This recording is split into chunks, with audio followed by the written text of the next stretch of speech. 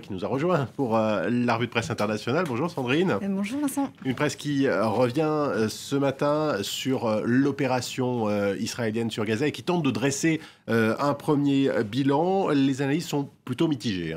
Oui, en effet, après la guerre à Gaza, les journaux internationaux tentent aujourd'hui de faire un premier bilan. Et c'est notamment le cas du quotidien panarabe Asharq al-Awsat qui pose notamment cette question: qui a gagné à Gaza ? Pour savoir qui a gagné, nous dit-on, il ne suffit pas de compter le nombre de morts et de maisons détruites côté palestinien ou bien le nombre de roquettes interceptées par Israël. Cela ne suffit pas, selon le quotidien, pour qu'Israël puisse déclarer une victoire stratégique sur le Hamas.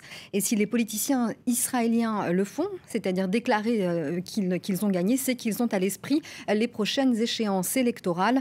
Pour ce journal, pour qu'il y ait réellement une victoire d'Israël, il aurait fallu une destruction réelle de l'infrastructure du Hamas, de sa branche politique et militaire. Or, poursuit le journal, aujourd'hui le Hamas est toujours capable de se remettre d'une telle offensive et d'acquérir de nouvelles armes. Il bénéficie donc, grâce à cette offensive également, d'une nouvelle popularité. On l'a compris pour ce journal, qui a gagné, eh bien, c'est plutôt le Hamas, qui a montré également qu'Israël n'est plus cette oasis de paix dans une région turbulente. Écoutez, israéliens, certains journaux sont bien conscients de cet état de fait et ils ont du mal, eux aussi, à parler de victoire. Oui, c'est le cas du journal israélien Haaretz qui, lui, n'hésite pas, par exemple, à parler de fausses victoires dans son édito, car pour ce journal, il est impossible d'oublier que les destructions et les meurtres de masse sont aussi le fait des soldats israéliens. On ne peut pas en être fier. Les politiciens tentent aussi, nous dit le journal, de faire croire à la chute du Hamas, mais là encore, c'est faux. Le journal souligne qu'une nouvelle génération de Gazaouis gardera en mémoire ces souvenirs douloureux de mort et de destruction et grandiront dans un climat de haine.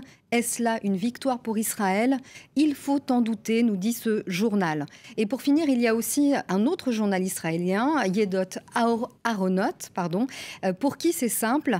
Dans certaines guerres, personne ne gagne. Le journal constate que malgré l'énorme avantage en matière militaire de renseignement d'Israël également, le retrait a engendré une certaine déception parmi les populations du sud d'Israël qui espéraient une victoire sans appel avec une éradication totale du Hamas, une bonne fois pour toutes.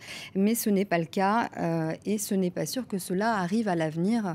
Voilà, nous dit ce journal. Dans la presse internationale, il y a également ce matin ces inquiétudes sur le sort des Yazidis. C'est une secte religieuse en Irak qui serait à la merci des extrémistes. Oui, ils sont 40 000 selon le Guardian à se cacher dans les montagnes pour échapper aux djihadistes. Plusieurs quotidiens internationaux racontent le calvaire des Yazidis, une secte religieuse kurde accusée par ailleurs d'adorer le diable, qui a dû fuir son fief de Sinjar lorsqu'elle a été attaquée par les djihadistes. Une partie de cette communauté s'est donc retrouvée encerclée dans les montagnes de Sinjar et aujourd'hui, cette communauté est prise au piège, raconte le journal. On parle déjà d'exactions, de tortures, de 500 morts.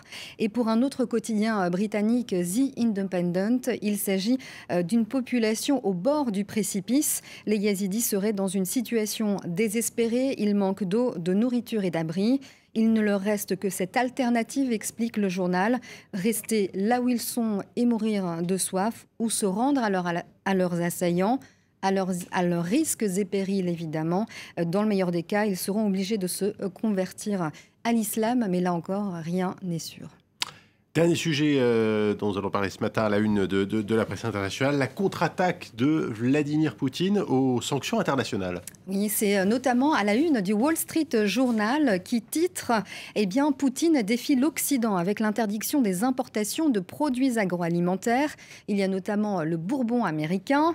Une question qui préoccupe donc la presse outre-Atlantique qui parle d'escalade de la Russie qui a ces dernières semaines massé, on nous le rappelle dans cet article, davantage de troupes à ses frontières avec l'Ukraine. 20 000 hommes seraient sur le pied de guerre. Mais une autre lecture, en revanche, dans le Moscow Times. Pour le Moscow Times, il ne s'agirait que d'un retour de bâton, d'une contre-offensive de Vladimir Poutine aux sanctions déjà infligées par la communauté internationale. Une façon pour le président russe de montrer qu'il ne cédera pas à la pression économique des États-Unis et de l'Europe. Sa contre-attaque est ici évaluée dans ce journal à plusieurs dizaines de milliards d'euros. Et le journal reprend l'explication du site internet du Kremlin qui parlait hier de sanctions qui visaient à assurer la sécurité de la Russie. Pour les Russes, pas d'inquiétude, nous dit en quelque sorte le journal, qui nous explique que pour éviter les rayons vides dans les supermarchés, le Kremlin a décidé de ressouder ses liens, ses échanges commerciaux avec d'autres pays considérés neutres comme le Brésil ou encore la Turquie. Voilà, autre regard sur cette affaire. Donc à lire dans le Moscow Times ce matin. Merci Sandrine Gomez, merci pour cette revue de presse internationale. On marque une pause, la météo et puis le retour de l'info, le journal. Restez avec nous sur France 24.